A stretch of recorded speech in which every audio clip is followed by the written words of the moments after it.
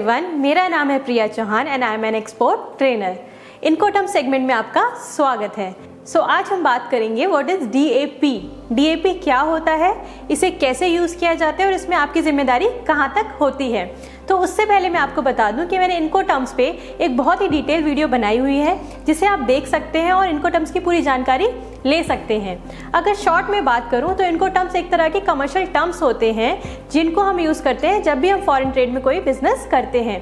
इनसे हमें हेल्प मिलती है कि सेलर की जिम्मेदारी कहाँ तक होगी और बायर की जिम्मेदारी कहाँ तक होगी। तो चलिए बात करते हैं कि डीएपी क्या होता है। तो डीएपी की फुल फॉर्म होती है डिलीवर्ड एट प्लेस।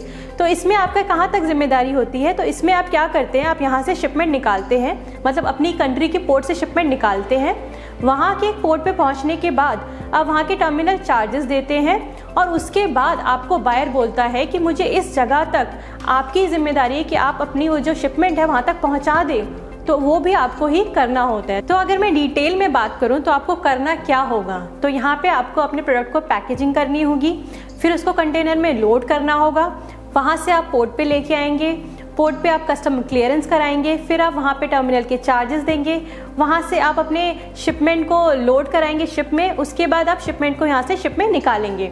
उसके बाद आपको वहाँ पे उनकी कंट्री के पोर्ट पे पहुँचने के बाद उनके कंट्री के जो पोर्ट का टर्मिनल है उसके भी चार्जेस देने होंगे। तो उसके बाद बायर आपको बोलेगा कि आपको इस स्पेसिफिक जगह पे इस शिपमेंट को पहुंचाना है, तो वो कहीं भी हो सकता है उसके शहर में, तो आपको वहां तक पहुंचाने की जिम्मेदारी भी लेनी होगी। अब मैं आपको समझाती हूँ कि एक्सपोर्ट प्रोसेस क्या होता है, इसमें कौन कौन से स्टेप्स होते हैं, जिससे कि आपको पता चले कि आपकी कहाँ तक की जिम्मेदारी होगी, मतलब कि सेलर की, और बायर की कहाँ तक की जिम्मेदारी होगी। तो शुरुआत होती है प्रोडक्ट पैकेजिंग से। तो मतलब कि आपको ऑर्डर मिल गया है और अब आपने अपना प्रोडक्ट तैयार भी कर लिया है, तो आपके बायर ने आपको इंस्ट्रक्शन दी होंगी कि आपको कैसे इसको पैक करना है, बॉक्सेस में करना है या पीपी बैग्स में करना है, तो वो आप कर लेंगे। ये एक फर्स्ट स्टेप होता है। दूसरा होता है कि आपको लोडिंग करानी होती है, तो लोडिंग आप कंटेनर्स में कराते हैं, तो वो एक दूसरा स्टेप आता है कि लोडिंग आपको करानी होगी, उसके चार्जेस लगते हैं। तो अगला आता है डेस्टिनेशन टू पोर्ट और प्लेस। तो डेस्टिनेशन टू पोर्ट का मतलब है कि अगर आपके बायर ने कहा है कि मैं शिप से इसको लूँगा तो आपको पोर्ट तक भेजना है, और अगर आपके बायर ने ये कहा है कि मेरा एक एजेंट है आप उसके वेयर हाउस तक भेज दीजिए, बस बाकी सारा काम वो करेगा, तो आपको वेयर हाउस तक ही भेजना होगा।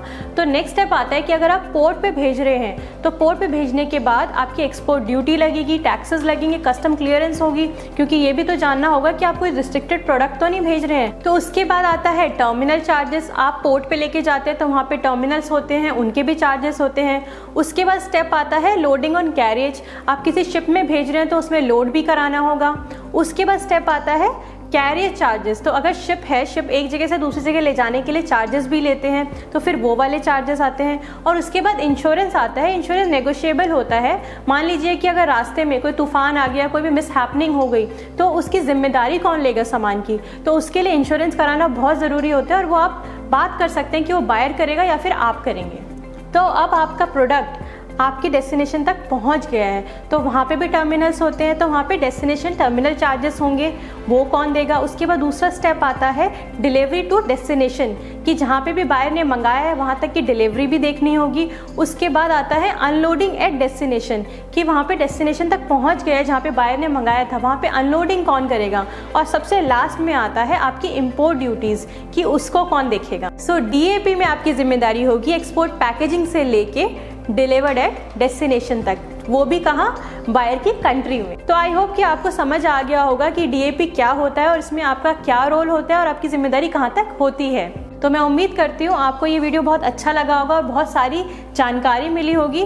आने वाले वीडियोस के लिए आप हमारे चैनल को सब्सक्राइब करना ना भूलें। हमारे सोशल मीडिया प्लेटफॉर्म्स को भी लाइक करें और उनको फॉलो करें। लिंक्डइन, इंस्टाग्राम और फेसबुक, हम इन सभी पे प्रेजेंट हैं, और हम लोग पर्सनल कंसल्टेशंस भी देते हैं और वेबिनार्स भी रन करते हैं। आप उसके लिए हमें कॉन्टैक्ट कर सकते हैं। तो आने वाले टाइम में मैं और बहुत सारी वीडियोज़ लेके आऊँगी और बहुत सारी जानकारी आपके साथ शेयर करूँगी। धन्यवाद। Go local to global.